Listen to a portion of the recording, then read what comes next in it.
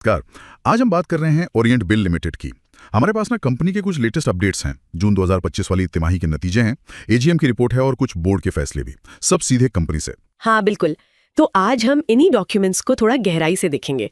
मतलब खासकर लेटेस्ट तिमाही के नंबर्स कैसे रहे, पिछले साल के मुकाबले क्या फर्क है और कंपनी के कामकाज में क्या खास चल रहा है, लीडरशिप में क्या नया है। चलिए शुरू करते हैं। तो पहली चीज जो दिख रही है वो है रेवेन्यू, मतलब ऑपरेशन से जो कमाई है वो पिछले साल की इसी तिमाही से थोड़ी कम हुई है। 148.1 करोड़ से घटकर 142.9 करोड़ हुई है, करीब 3.5% नीचे। हाँ, ये थोड़ा कम हुआ है, लेकिन जो दिलचस्प बात है वो मार्जिन में है। ग्रॉस मार्जिन देखिए, वो 1.3% बढ़ा है, अब 36.5% पर है। और ईबीटा मार्जिन भी। हाँ, ईबीटा मार्जिन भी सुधरा है, 3.3% से बढ़कर 3.9% हो गया।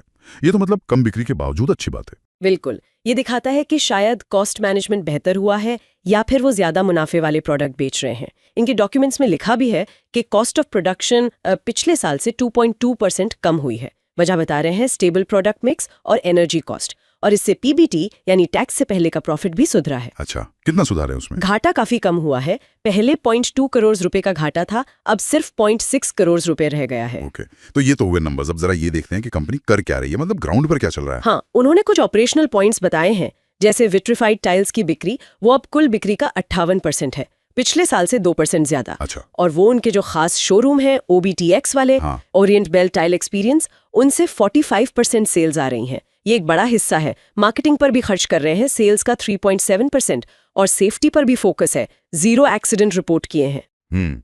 तो अगर इन सबको जोड़कर देखें, मतलब विट्रीफाइड टाइल्स पर फोकस, अपने शोरूम से बिक्री। बिल्कुल, लगता है कंपनी हाई वैल्यू प्रोडक्ट्स और अपने डिस्ट्रीब्यूशन चैनल, खासकर ये OBTX बुटीक्स, इन पर जोर दे रही है। और एक और अच्छी बात है, उनका वर्किंग कैपिटल साइकिल वो 33 दिन पर मेंटेन किया हुआ है, जो काफी ठीक है। हाँ, और नेट डेट, कर्जा कितना है कंपनी पर? वो भी काफी कम है, सिर्फ 9.5 करोड़। तो फाइनेंशियली काफी स्टेबल लग रही है कंपनी। सही है। अच्छा, लीडरशिप में भी कुछ हुआ है ना, कोई नई नियुक्ति? हाँ, एक अहम बदलाव है। श्री अनुज अरोड़ा, उन्हें कंपनी का नया CFO यानी चीफ फाइनेंशियल ऑफिसर बनाया गया है। ओके, इनका बैकग्राउंड क्या है? कुछ चार्टर्ड अकाउंटेंट है और करीब 23 साल का अनुभव है। मैन्युफैक्चरिंग, रिटेल, हॉस्पिटैलिटी जैसे सेक्टर्स में काम किया इन्होंने। और हाँ, हाल ही में उनकी 48वीं AGM भी हुई।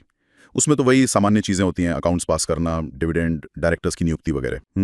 तो नए CFO का आना, क्या लगता है आपको, इससे क्या फर्क पड़ेगा? देखिए, मिस्टर अरोड़ा का जो अनुभव है वो देखते हुए लगता है कि कंपनी फाइनेंशियल स्ट्रैटेजी, कंट्रोल्स और रिस्क मैनेजमेंट पर और फोकस करना चाहती है, खासकर जब वो मार्जिन सुधारने की कोशिश कर रहे हैं। AGM तो खैर एक रूटीन प्रक्रिया है। अगर थोड़ा सा पीछे देखें पिछले कुछ सालों के ट्रेंड्स को, FY20 से FY25 तक, तो रेवेन्यू और ईबिडा में थोड़ा उतार चढ़ाव दिखता है ना? हाँ बिल्कुल, FY24 में ईबिडा मार्जिन गिरकर 3.5% पर आ गया था, लेकिन फिर FY25 में सुधारा, 4.6% हुआ, और अब इस पहली तिमाही में 3.9% है। तो एक पैटर्न दिखता है।